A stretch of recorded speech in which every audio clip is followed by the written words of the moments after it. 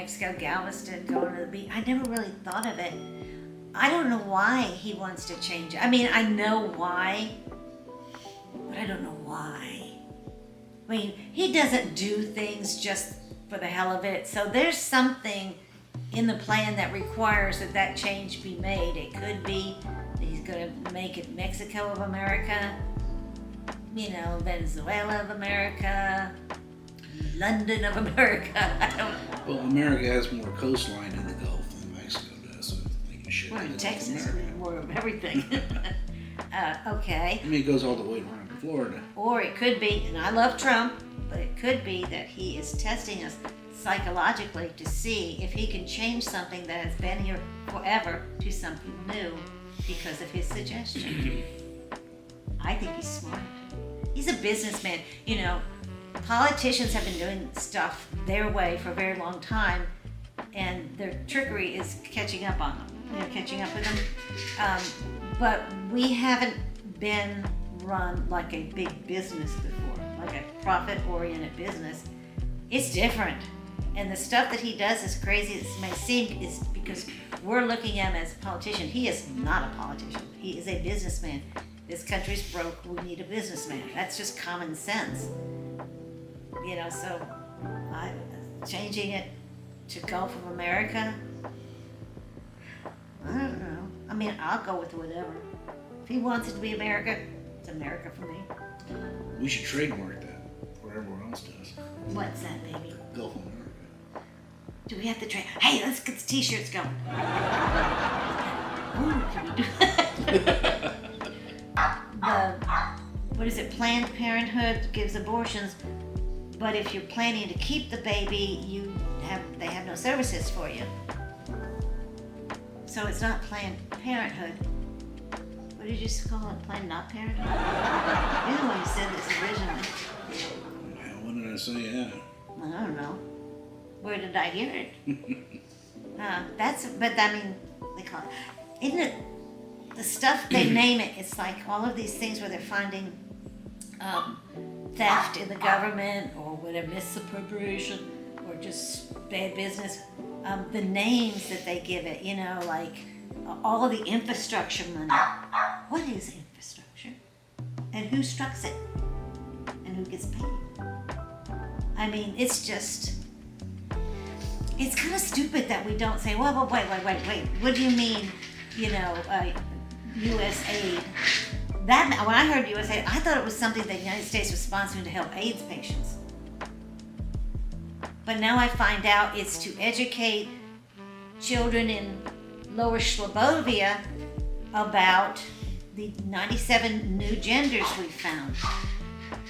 And it's only $40 million. That's weird. Right? Yes, indeed. So then what? Pennies. I've been talking about getting them to stop minting pennies for years. Mm-hmm. Nickels as well, because they cost more than face value to mint. Pennies are like 3 to 5 cents. Nickels are 7 to 10 cents to mint. American efficiency. Mm-hmm. They should go ahead and get rid of the dime too. They're nuisance coins. Then how would we make a change? You don't. Okay. Every sale that brings up, the sale will be rounded up to the next $0.25. So, and that would be a national sales tax. So anytime the register rings, the government gets anywhere from a penny to 24 cents. And that goes into a tax deal. That's a good idea. And the mint last year of their production, mint sets of those coins, coin collectors are buying by the bushel load because they like those last things. You have a plan. Yes, indeed. You could be the czar of pennies. Being a silver stacker, I do like to get my change back, and every once in a while find a war nickel or silver dime, but sometimes you gotta, for the betterment of the country, you need to let those things go. Honey, you should be sitting on the back porch out in the middle of the woods with a haystack out your mouth and a jug by you, talking crazy stuff. He hasn't spoken about this for years, but And he was really adamant about it. I thought he had some personal investment in pennies there for a while. But, you come up with really good ideas, you should send them in, baby. When I was a kid, you could have taken the price of milk and bought a house. I've never seen it this high, but I've never seen it jump so quickly as it did the last group that was in. It like overnight. I don't go out and do the shopping very much, so I depend on him, and I think he would not tell me if he came home and said, okay, eggs are $14,622 a piece.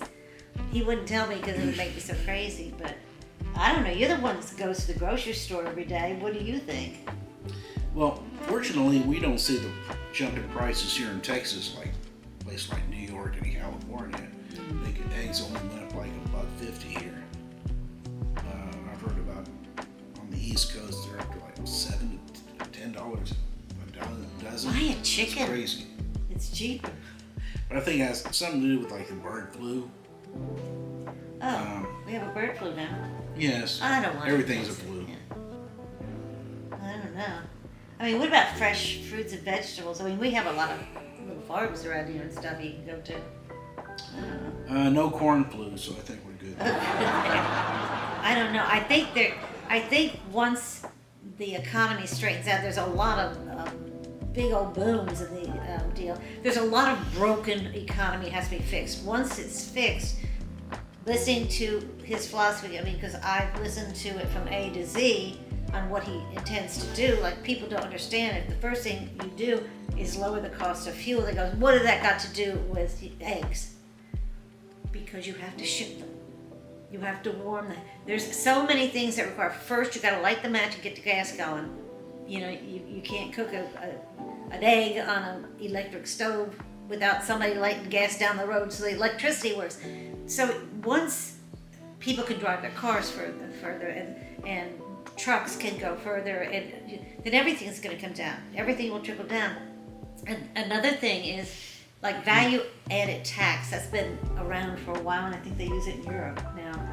If they want the, quote, wealthy to pay their fair share, which is weird because if people work very, very hard to become millionaires and then somebody doesn't work, why does the millionaire who worked hard to make his millions have to pay for someone who will work?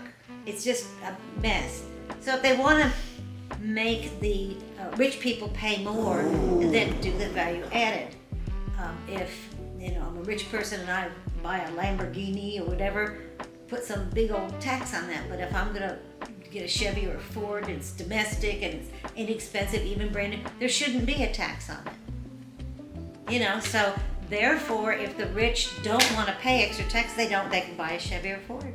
And they can actually get from A to B just as easy, right? Indeed.